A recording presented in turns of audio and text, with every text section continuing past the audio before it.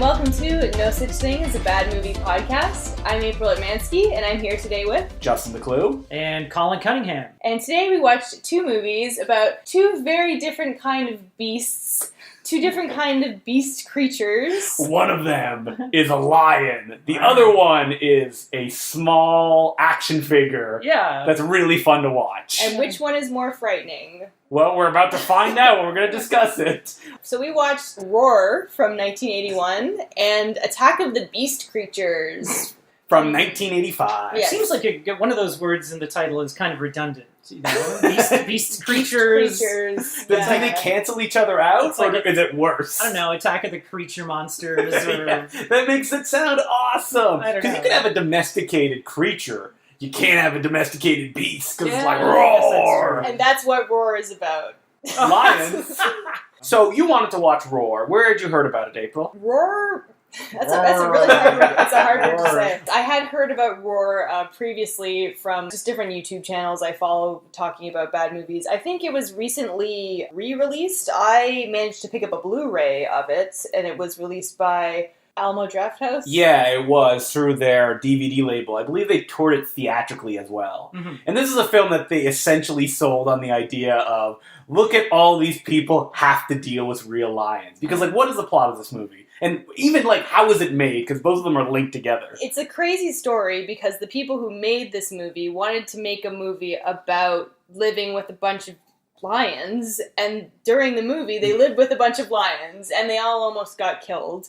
It was about Tippi Hedren's family. What was her husband's name? I think it was Noel something, Lion Man, let's call him that. Yeah, so they wanted to... Marshall. That's right, yeah. They wanted to make a movie about lions because they had domesticated a lion and one became another, and then they just kept collecting them until they were living with them, and they somehow decided it would be a good idea to make a movie about living with lions, So I these guess? are stupid rich people who don't know, like, what to do with their money. Because, like, you pitch that, hey, they're going to live with lions. Will it be dangerous? Yes. Will people get injured? Yes. Will they try to make a family film about how lions are awesome? Yes. And watching the picture, you would have no idea that was their goal. It is a fucking horror film right from the get-go. Like, right from the beginning, when you sort of meet Noel Marshall, I guess the director is the star as well. He was married to Tippi Hedren at the time, and all their kids... He looks like a, seventh generation, Chris Christopherson. He's like Yeah. a hippie man from the 70s. He looks like a crazier version of Chris Christopherson. Mhm. You can imagine that. And in the movie, he's living in Africa, he has his house full of lions, and his family visits. Yeah. But uh-oh, he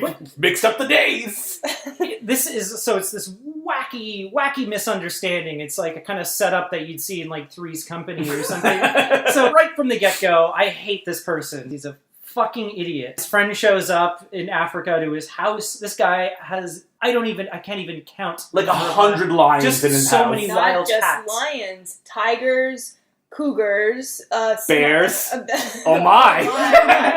The big thing is they have all these different big cats together that are not meant to live together. Mm-mm. And also, you don't just get 20 lions and put them in a house. They are fighting constantly. in And the background. guy is constantly saying stuff like, oh, they're just nice if you get to, and, biting his hand. Oh, He's trying but to tell then his they're jumping friends, on him. yeah, his buddy that shows up at the house, he's trying to sort of explain all the benefits of lions, and here's how they behave. And his friend is like, blah, you're blah, blah. crazy. His friend is, you're crazy. And as he's explaining this, to the audience as well, these are beautiful animals, he's being mauled and bitten and, scratched. In a way that is obviously not planned, it's happening on screen. And if you look into the history of this movie, it took many years to shoot, and essentially anybody involved was brutally injured. Jan de Bont, the director The of... DP. Yeah, and who's the DP of this film, but the director of such classics as Tomb Raider,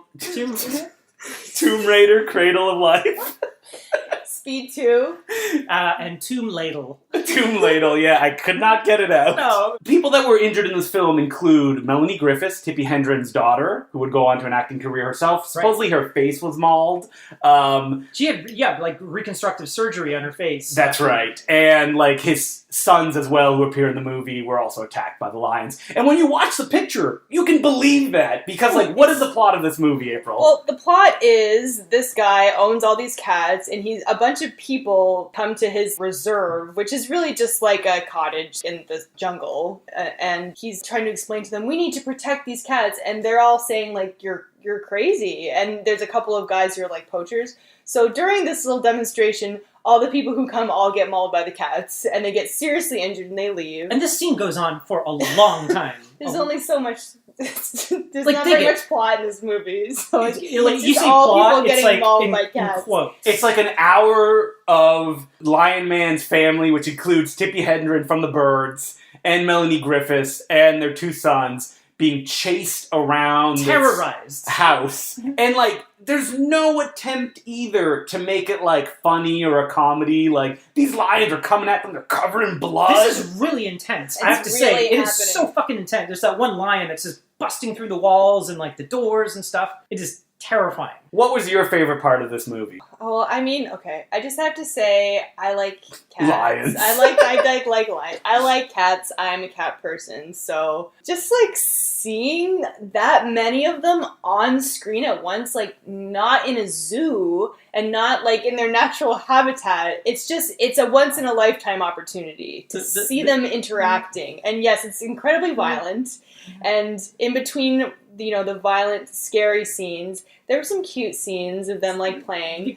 One of them sleeping in the room. Yeah, well, okay. After all the family gets mauled, they all like collapse and fall asleep in a room because they've been up for like 24 hours of being mauled by these cats. And then all the cats lie down next to them, and then they all sleep together. And then when they wake up, they're all happy, and the cats love the cats now, even though they are continually hurting them just by being there. They're like, oh, they're hugging you, but this lion is hurting them. There's a shot where Lion Man is like, oh, he's just trying to hug you, and then it cuts to his son with like his fist in the lion's mouth, and he's like, there's blood Yeah. coming out of Bloody his hands. fist. Even the smaller cats are still hurting them. Well, the main character, the first time you see him, right at the beginning of the movie, his left hand is wrapped in a bandage, and you can see blood seeping through it. And later on in the movie, probably like 20 minutes later, he gets in this sort of altercation with a lion that swipes at him. And you see it happen. Clips his hand, and he looks at his hand, and it's like, holy shit. And there's a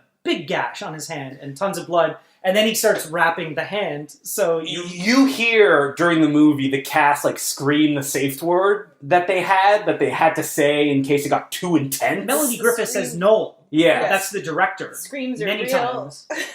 But I mean, just the weird thing is that this is clearly a horror movie, and they later packaged it as a horror movie by saying no animals were harmed in this movie. But the humans were. Right, so, and you see it happen, but they're trying to almost make it seem whimsical with the music, but it just doesn't come off that way at all. It's just frightening, and it's very scary to watch. The music is very inappropriate. It ends with like 2 songs that essentially their chorus is "Stop killing the lions." We kind of watched that little bit with Tippi Hedren afterwards. The husband wanted to make this movie about having like lion preserves or Make it important so lions aren't enemies. And what they ended up doing was a film that's Jaws for the lions. it'd be like watching Jaws and saying, this is a movie about preserving the preservation. Yeah, of but it would have to sharks, end with like animals. Jaws, like they're sleeping with Jaws together. Yeah, It's like, and singing. oh. Well, the one thing I swear to God that bugged the hell out of me is this husband in the movie. Both the husband in real life and the main character is such a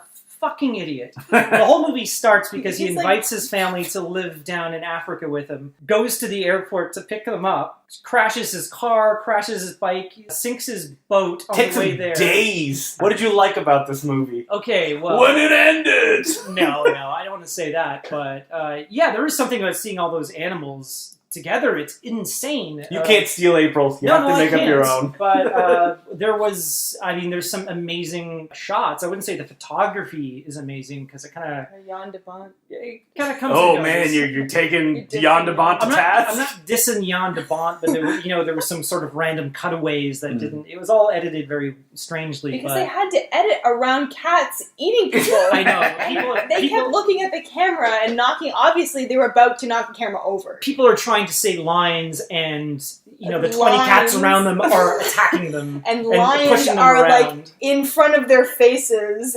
It's really it's very awkward and difficult. But there were some fantastic shots at the beginning. The one with him riding his motorbike, and there's a galloping giraffe right next to him, which is fucking fantastic. It's majestic. Amazing. And it's just like this amazing like panning shot of this great vista in Africa. I mean, enough about the lions. My favorite part was the elephant. Forgot to mention the elephant. Because the family escapes the house and they're like, finally we've made it to the shore. And oh man, there's an elephant there. And he's like, fuck you.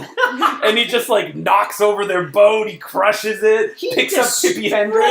The boat. I don't know what the elephant's problem was. He's not a big fan of the birds. I thought they were gentle. Not a Hitchcock fan. He's like, I did like Marty though, but not the birds. He stomps the shit out. Like, it is flat by the end of this attack, and he like spears it with his tusk. He spears a barrel that one of the sons is in, and they had a camera inside it, and you could see the tusk come through the barrel. I love that elephant, and as that documentary that we watched showed, still alive. Yeah, probably still alive. pissed off too. The best thing is when they're swimming away from the elephants, and the elephant's stomping the boat in the background, and the family swims away. The sort of group of flamingo swim by them. I'm like, are they going to get attacked by the flamingos now? I mean, I was very excited for a hippopotamus attack. As we know, nature's true predator. And I'm not even joking. Look up hippos attack. Yeah, they're And terrible. even though when I imagine hippos, I imagine with like 2 buck teeth being like, dude, I'm a hippo. But in reality, they're like, Yeah, that big like tusks. Obliterate a person. Yeah. They do. They attack. Just like in one of the scenes of this movie, 2, like, I guess the bad guys get ripped apart. It's crazy. 2 pieces. There are more pieces on the ground than could possibly be put together to form 2 human bodies. These are 2 poachers that were, I guess they're poachers. They were, but they're wearing like bullet like necklaces. The bandoliers. And they were going to go and kill the lions because I guess they thought that they were dangerous, which they were. They get so bloodied up in that first scene. They're one of the people that came to the colony in the first place, and so they're coming back, and they're like, "I'm going to take their skins and blah blah blah." And then there's an evil lion in it named I forget his name, but it was a very funny name too. It was like it's like Bongo. Totogo or Totogo. Tongo? Anytime you see him, his mane is covered in blood. They've obviously like done that so you can kind of identify him. And they gotta give him a scar. That's how you know who the bad guy is. Well, you had like AKA Scar, the lion chick. He had a black mane like Scar, but he just like rips these guys apart, and obviously it's to shreds. Like it's a real lion, but was it like a dummy or something? I can't remember. No, it was the 2 guys actually. Yeah, they just threw those 2 guys and the lion just ripped them apart. Like, whatever. We'll find I love how that lion doesn't even get killed or anything. They just become friends at the end. Yeah, and earlier in the movie, when the family first arrives at the house, the lions are ripping apart a real zebra. And I don't think you actually see it die, but its head. Its head, and one of the lions is carrying its head into the house, and they're all on the floor of this house, rolling around in its blood, and it's all really happening. Not the family, the lions. It wasn't like Tippi Hendren and Melanie Griffith being like, The great thing is at the very beginning, when the dad's friend comes into the house, he's like, "Oh, you've done a lot with the place. You bought some new curtains and blah, blah, blah." And there's like 40 lions. Within 10 minutes, this place is covered in zebra blood and guts all over the place. So I wouldn't show this movie to people who don't like being frightened, because it is a scary movie. It's very intense. Yes. It is intense, and it's also very frustrating, because you're like, why did these people do this? Why did they put themselves through this? Because we're rich! Yeah. Listen, when I start my hippo farm to prove that hippos are safe... Yeah. Can you imagine that movie? It's like 40 hippos in a house. They're really hungry. And the movie ends Listen, it's a tie in Hungry Hippos. Hungry Hippos movie. That's a good idea. Do you think the creator turn that into a horror movie. Do you think the creator of Hungry Hungry Hippos is like, I lost my arm while I was fighting the hippos. I need to show the world that they're dangerous. I'm gonna make a game where they're hungry. That's to play Hungry Hungry Hippos with his other hand. Yeah. Yeah. He invented that game. You only need one hand. You only need one hand. Exactly. All right, so the second movie that we watched. Wait, can I just first say, before we go on to the second movie, I hate all the people who were involved in this movie. They're all idiots. Tippi Hedren is an idiot. Oh, the whole family are idiots. Irresponsible. The father especially is a fucking moron. You don't keep lions in your house and you don't make movies like this. I also wanted to say, if you want to know more about the story behind the story of this movie, there's a really good video on YouTube by Good Bad Flex called Exploring Roar. There's going to be a link in the description. And it basically goes over the entire nightmare that this movie was for everybody involved, including the family and the lions. And Jan de Bont. Let's not forget the man. Oh, yeah, he takes a good gash to the his career head. went on, though. Speed 2? Do you think that he was like making Speed 2? He's like, it's not as bad It's not as as Roar. bad as Roar. Every day he would say that. Nothing could ever be as bad. Was that his last movie that he directed? No, because Tomb Raider Cradle of Life came out after That was that. the second Remember, movie. Jan de Bont was going to direct Meg for a long time. It just never happened. And now he's no longer working. No, I guess not. I don't know. Yeah, I thought you were going to say he died. When you direct Oh, Speed he's dead. 2, you don't have to work Listen, anymore. Roar 2, come back. That's right. Roar would be amazing if it was all like puppet lions and like animatronic lions. No, Like, no. That would be awful CGI, CG. yeah. Which I could see working. No. No, I could not. I don't know. Would it be the same plot as Roar, where they're being What attacked? plots? Yeah. Oh, I am late to pick my family up at the airport. It would. Oops. Exactly. There really is no plot. But I don't know. I could see it working. Okay, well, let's talk about a film with a plot. Oh Attack my of the God. Beast Creatures. Right. Now, this is a movie that I've known about for a long time because I've seen pictures of it. Almost anybody on the internet has seen the photos of the titular monsters, which are these little doll things that look a lot like the creature in the last story of Trilogy of Terror. Yeah, the Zuni dolls. Yeah, Zuni fetish The doll. Zuni dolls. That's immediately what I thought of, but when you told me about the movie, I'd never heard of it. Mhm. And then I looked up, I sort of Googled it, and I'm like, shit, I've seen that creature before. I know that one. They're like a foot tall. They're red with this long kind of Black hair. voodoo doll hair. And they also have little black shorts. Yeah. They don't want their packages. and white teeth. And like little white, ping pong ball eyes. Ping pong ball but their eyes eyes. are just all white. They're kind of creepy looking, but also kind of cute. So this is a film that's a famous one for like the Bleeding Skull group, aka people who love that kind of like shot on video stuff, even though this is shot on film, but it's filmmakers who made only one picture, usually in their backyard of their hometown, and that was it. And this is that kind of film. And you look up the film and it has this amazing poster of the creature like giant in the air. You see like a guy with his shirt ripped and like a woman around him on the side of a cliff. And then you watch the film and it's shot in the forest in it's like Stratford, Connecticut. People throwing dolls at the actors Yes. from off screen. Now, Pretty much. what's the plot of this movie, April? It's pretty simple. It's a group of people. They start off on a boat, and then they're shipwrecked. I'm guessing it was some kind of cruise ship or I some think the kind boat of sinks or luxury something. liner because they're all wearing fancy clothing. Well, remember what year it is. 1925. 1920. 1920? Yeah. Oh my It's god. like the North Atlantic thing. Yeah, that's right. So they But it land. feels like some kind of tropical island. Yeah, even though it's clearly like the Canadian Shield. It's like evergreens behind them. Yeah. But they land on this island and everything seems good at first, but then these creatures attack them and it's just them trying to survive from the creatures. Yeah. And yeah, it's like a death march as they're just continually like walking through this forest, and no joke, monsters will just come out and just bite them over and over again. Yeah, we said it was kind of like Skull Island from the King Kong movies or something. Because, the first time I they're was kind of thinking like... of that. I was thinking of that during Roar, actually, because like they're getting mauled and there's this like sad music playing. I was like, that's like Peter You're like, Jackson's. Yeah, this would be Peter amazing. Jackson's Skull Island. Yes, that is the Skull Island I remember. This is Skull Island. We're gonna take this over here. Whoa, it's like Peter Jackson's in the room with Oh my me. god! Yeah, we're gonna Talking about, right? do. Forget it. We're gonna do this whole thing in CGI. Peter Jackson, are you Again, still yeah. sad from The Hobbit? Very sad. Oh, no, I don't know. It's like one of the Flight of the Conchord guys now. It's okay. I'm gonna return to my Hobbit cave. close enough. Close enough. With my 80 billion. Colin, master of voices. What? Did you see Peter? I just came back from the bathroom. Did you see Peter Jackson? I wanted to ask him about that union busting law he made Oh when my he did god! The Hobbit. Don't ask me about that. That's not. When is The Frighteners 2 gonna come out? That was gonna be my follow-on question. Yeah. Jeffrey Combs, is he dead?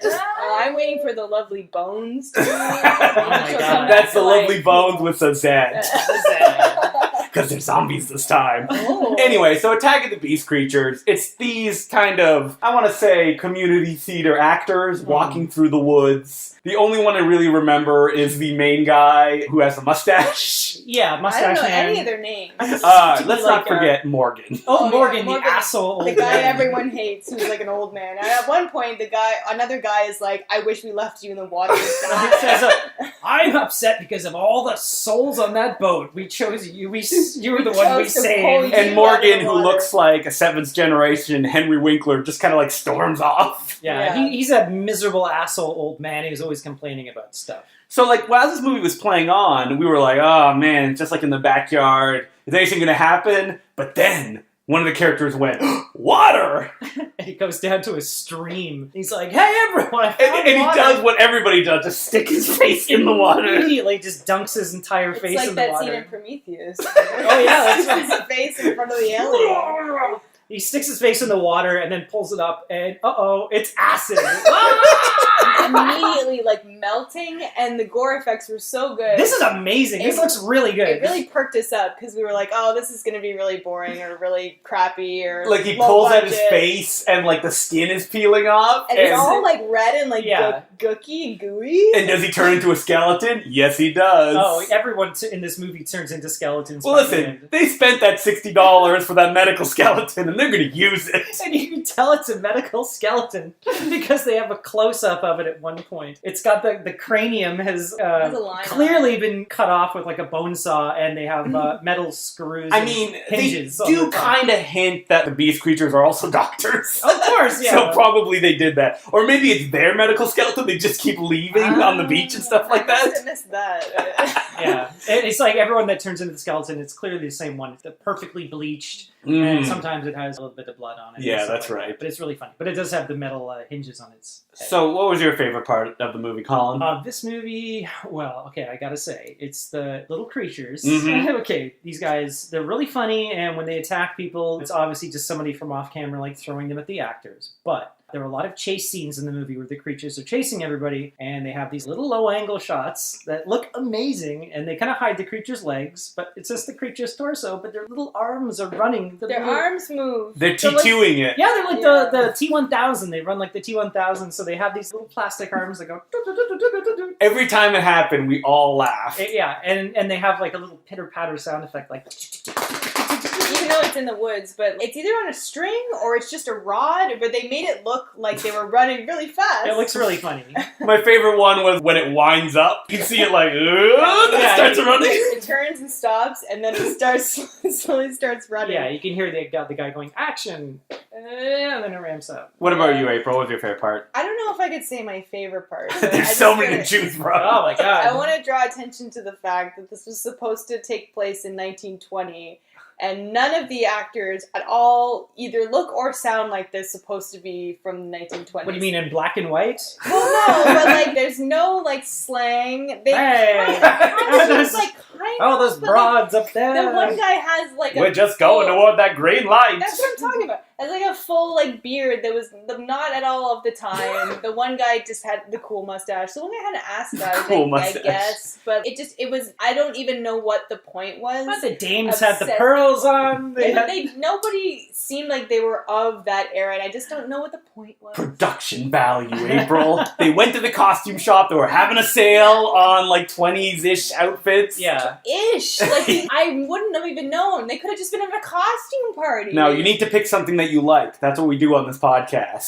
I'll go next, though, Okay. and then we'll come back to you, Okay. which is I love that the director just commits to this premise. There is no humor in this film. No. Like, it is straight ahead. Look how scary this is. And the intensity of these attacks are hilarious. They're super gory. Yeah. And these little monsters are my favorite kind of creature attacks, which is that by themselves, they're not that dangerous. Like, they'll bite you and you'll be like, You can just throw them off. You can throw them off or like rip them off, or as one character do, he bites him and like rips them apart. Bites back. And then he falls in an acid pool. Yeah. Yeah. But when there's 100 of them being thrown on you from off screen, that's when it gets intense. And the director just lets it linger on these shots of 100 creatures attacking 3 people. Oh, there's like 8 people or 8 creatures on one person, and they're just like, oh god. And like the director, he does a good job of making it feel fast. Then he cuts to wides of everybody reacting, and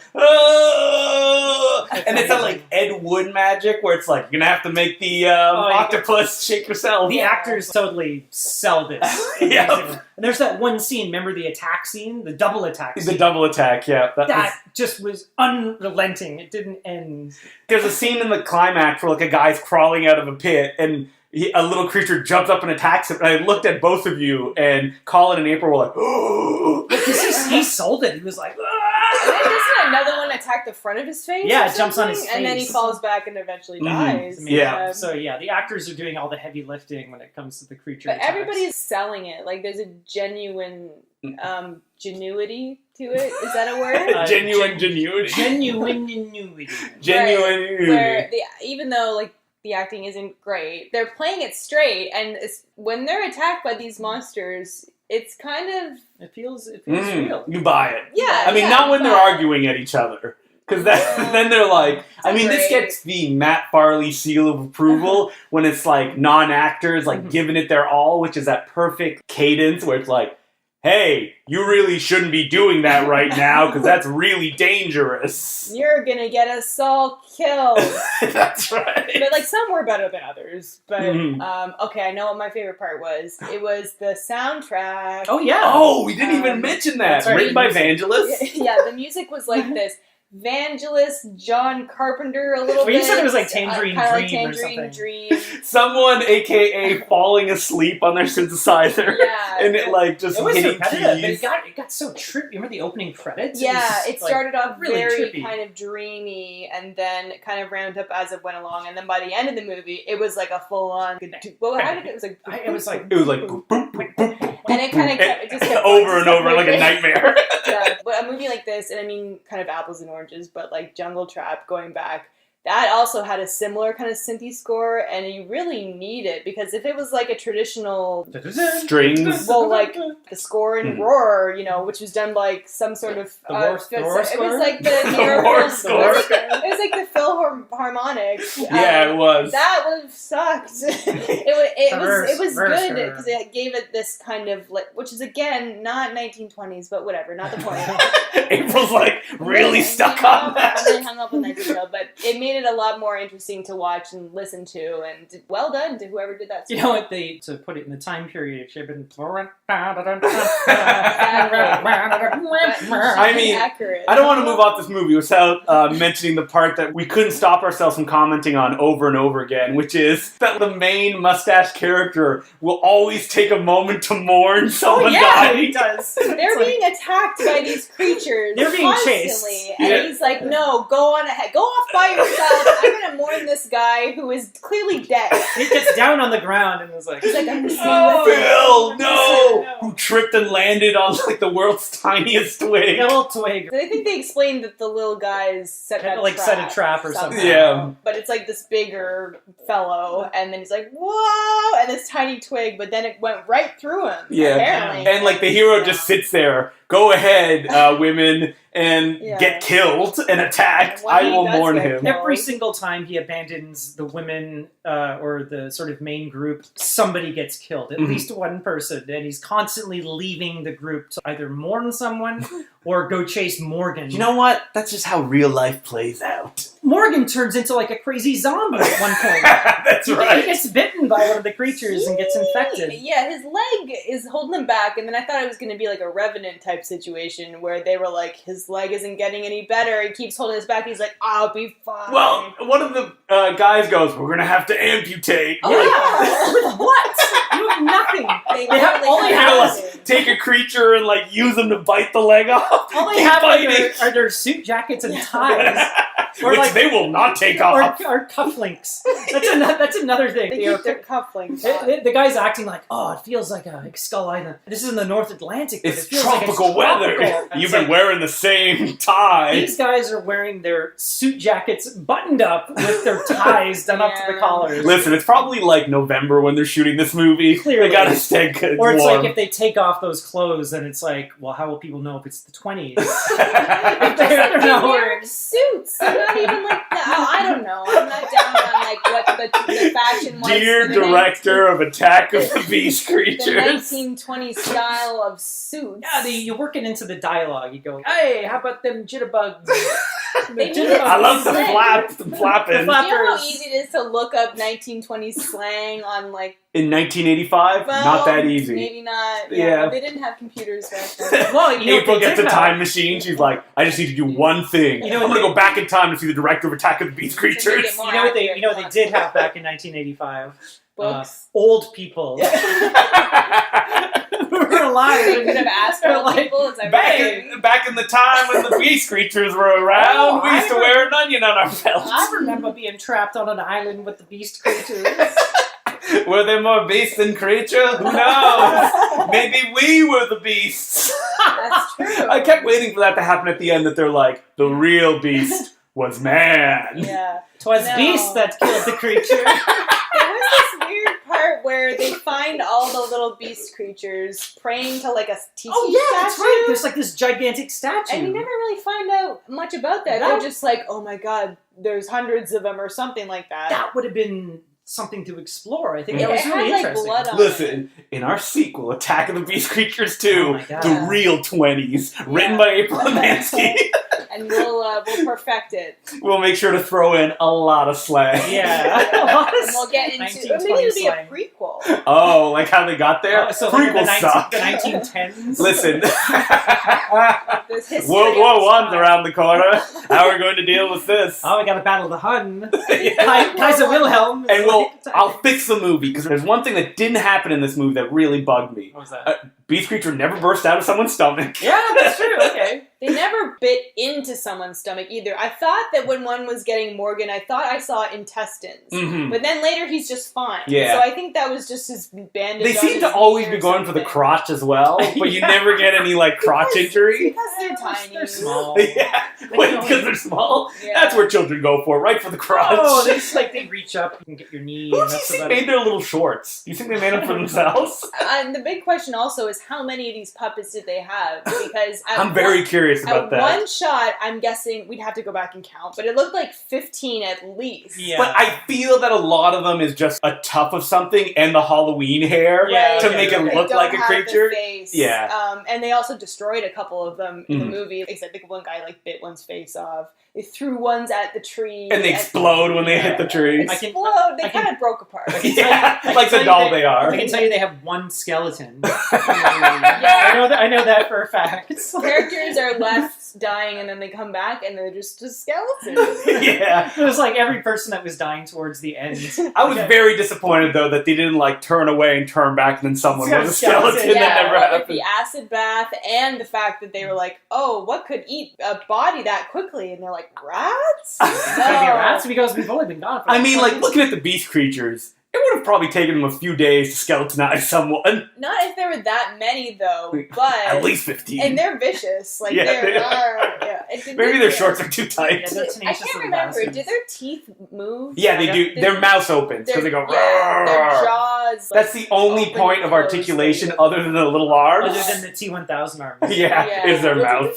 And I like that their hair was so long because when they're moving around, they're like Arrgh. moving around. It makes it look like they have movement because the hair is moving. All right, so Attack of the Beast Creatures unfortunately does not have a deluxe DVD or Blu-ray edition, which I mean, honestly, is a little bit surprising.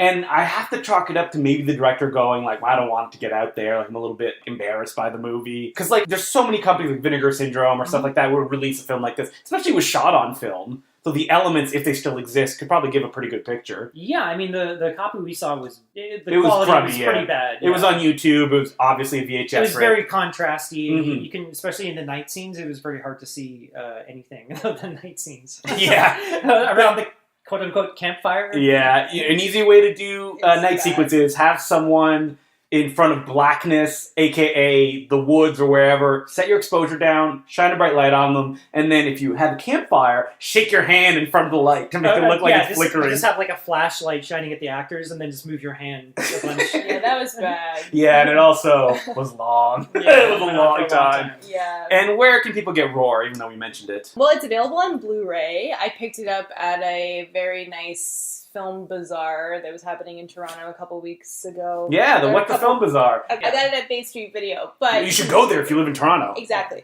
You can get it online. I think it was like $30-something. Yeah, you can get it on Amazon. There's or a bunch anywhere. of special features on it, and it's the only copy I've ever seen. But so I don't know if it about the restoration quality, but it looked really good. And like we mentioned before, like vistas and stuff.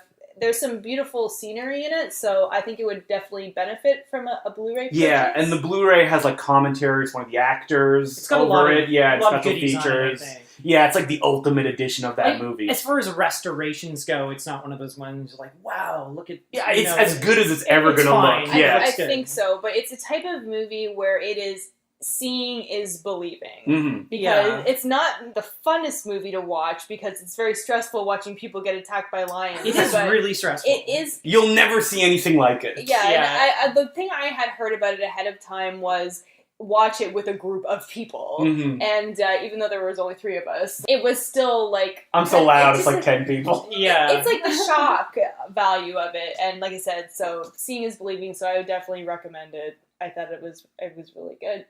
All right, so where can people find you, Colin? Me, hopefully they know my address.